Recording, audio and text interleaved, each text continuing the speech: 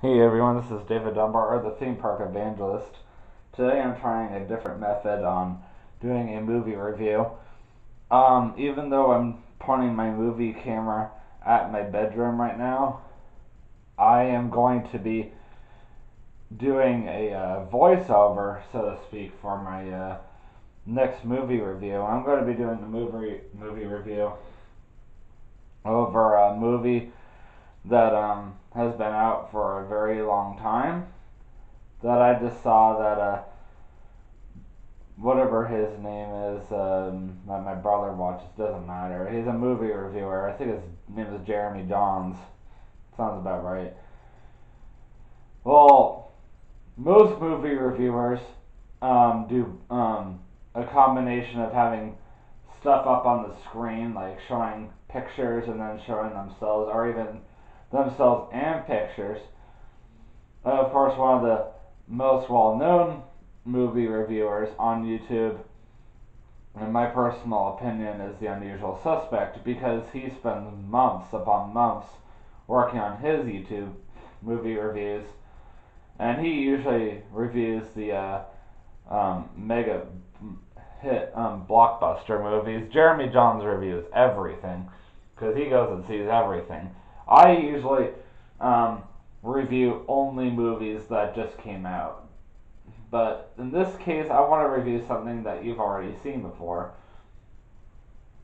And whenever I am not talking about a specific image, I am going to have the Theme Park Evangelist logo up. And whenever I am talking about a specific image, I am going to have a different image up.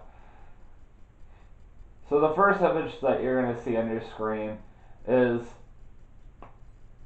4250 Pivot Drive, whatever it is. You'll see it on the screen. I'm going by memory right now. So, yes, Pivot Drive is where the movie pretty much takes place. That is where Albus Dumbledore drops off Harry to his mean aunt and uncle. They're just trying their absolute hardest to find somewhere safe for him. He pretty much is no longer safe in the Wizarding world, so he leaves him in the care of his Uncle Vernon and Aunt Petunia. What am I talking about? Harry Potter and the Sorcerer's Stone, or also known in Britain as the Philosopher's Stone.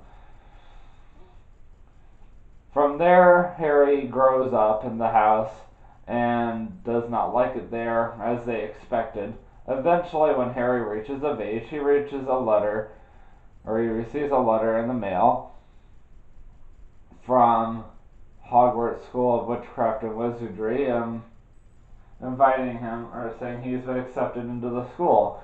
And of course, Uncle Vernon and Aunt Petunia have never liked that school and do their absolute best to keep him from going there.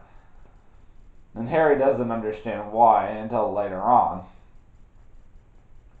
After the school attempts to send Harry hundreds and thousands of letters, they finally give up and they have Hagrid, the school housekeeper, come and find Harry himself after the Uncle Vernon and Aunt Petunia even attempted to hide. Of course, the movie does not mention every single place that the Vernons hide. Or the Dursleys, I should say, hide. I'm sorry, Vernon is the name of the uncle. The Dursleys is their last name. They do not mention every single place that the Dursleys hide in the movie. The books, though, do go into a little more detail. The movie just skips to the very last place that Uncle Vernon decided to hide in, which is an old abandoned house in the middle of the nowhere, basically, in the middle of nowhere. Hagrid barges down the door, yell at Uncle Vernon and Aunt Petunia, and finally gives Harry not just his acceptance letter into Hogwarts, but also Harry his birthday cake, because nobody else cares about Harry's birthday except the school. Very sad. Harry is, of course, confused because he has never understood any of this, as Uncle Vernon and Petunia have hid this information from him, and even had the audacity to lie to Harry to his face that his parents died in a car crash when they actually died sacrificing their lives for Harry when Voldemort the Dark Lord came to kill Harry. And this is, of course, a very offensive, a big offense to the school. And they did not take kindly upon this at all. So Harry finds himself going to Diagon Alley, which of course is a place you can also find at Universal Studios Florida. But besides the point, it is a place where new witches and wizards can go and get their school supplies, brooms, a pet, to a school pet. Owl is usually the most popular. And then, of course, Harry accidentally gets lost and finds himself. Well, actually, that's another movie. My bad. Anyway, I think that was the second movie, if I'm right, when he comes back to Diagon Alley. But yes, Hagrid shows Harry everything, and of course, we all know this scene from the first movie very well. In fact, Universal liked this part of the movie so much that they decided to make a attraction based off of it in both parks. It's the part where Harry first goes into whatever the name of that one wand store is, Ollivanders, that's right. Wand maker since 570 BC, something like that. And of course, he goes through a few wands trying to find Harry the right one. Finally finds him the right one. And then he mentions that there's someone else that has a wand just like this. Of course, he's referring to Voldemort, and we don't know that at the time. So Harry and Voldemort have very similar wands. That's why Harry was able to defeat him later on in the movies. Good job, Harry. Meanwhile, Harry does eventually go off to school, meets Hermione Granger, portrayed by Emma Watson, and then Ronald Weasley, portrayed by Rupert something. I had the first part right, but it doesn't matter. Harry gets to meet all of his teachers, and of course his least favorite is Severus Snape. Actually, the funny part is Severus Snape always liked Harry a lot. And the only reason why he was especially harsh on him is because every time he saw Harry, he was reminded of his father, James. And Severus Snape and James Potter never got along well. But in the long run, Severus Snape actually loved Harry very much. And cared, and the world meant, or Harry meant the world to him. So that's when,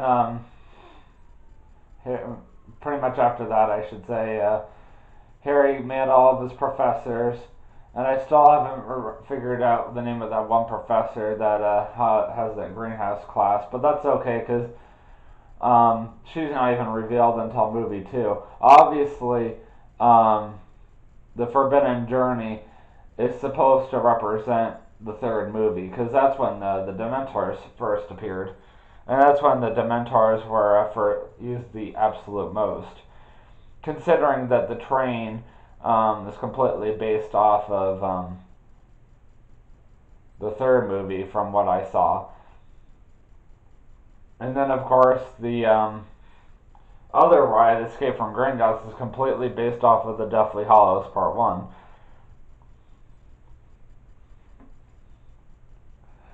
But yeah, the most interesting part of the movie is when Voldemort releases a dragon into, or sorry, not a dragon, but a ogre into the woman's restroom, the girl's restroom. And of course, Professor Quirrell is being used to house Voldemort at the time, and Hermione's feelings got hurt because of something that Harry and Ron said about Hermione back in class one time and they went to the restroom to cry, and they realized they messed up and they went down there to go rescue her and also defeat off the ogre at the same time. Despite the fact that Hermione's actions cost school points, Harry and Ron's heroism saved the day too, and also earned some points at the same time. So it was a win-lose situation. And no, Severus Snape had nothing to do with this. In fact, Severus didn't actually want Harry to go down there, and Harry did anyway. That's why Severus showed up later, did not look happy with Harry. But all the same, was still happy with him because he still managed to defeat the ogre despite the fact that he almost killed himself in the process. And Severus does not want Harry to die. Never did. And, sorry, my cat just came in here. But yeah, pretty much how I'm going to wrap up this movie review is I'm going to talk about the last part when they found that Fluffy, Hagrid's dog, three-headed dog, was hiding a trap door, and that's around the same time that they discovered that Voldemort was after the Sorcerer's Stone, something to keep him young forever, which thankfully was taken somewhere where it would always be safe and out of Voldemort's hands. And that's why Harry had to go into the library, into the forbidden section, to find out about the book. Or I mean about the book, about the Sorcerer's Stone. Accidentally opened up the wrong book with a screaming face in it. Good job, Harry. After they had gathered all their information, whatever his name is, Neville Longbottom stands up to his best friends, tries to protect them from killing themselves. Hermione uses a spell to freeze him, but don't worry, Neville gets rewarded later on for his heroism. Just to get to Professor Quirrell or Voldemort alone was very, very difficult. They had to play Wizard's Chess, a very popular game in the movie. And they also had to find a key amongst hundreds and hundreds of other keys that could fly. Eventually, Harry had the chance to find Voldemort. Now, at this point, nobody knew what the Sorcerer's Stone was. Somehow, James and Lily Potter had the Sorcerer's Stone and managed to put it in Harry's pocket from the Mirror of Horizon, which shows you any image you want to see. And after that, Harry uses his hand to defeat Voldemort, which of course he didn't understand how he could do this. Later on, when Albus Dumbledore found him in the hospital wing, Harry asked him how he was able to do that, and he said, well, that was what chased off Voldemort in the first place. Earlier was the fact that your love of your parents saved your life, and once again it saved you again. Your love for and Voldemort cannot stand the love of your parents. He hates it, and that's why he was able to defeat him single-handedly there. But that pretty much wraps up my YouTube movie review on Harry Potter and the Sorcerer's Stone. Please do not forget to like and subscribe, and always remember, you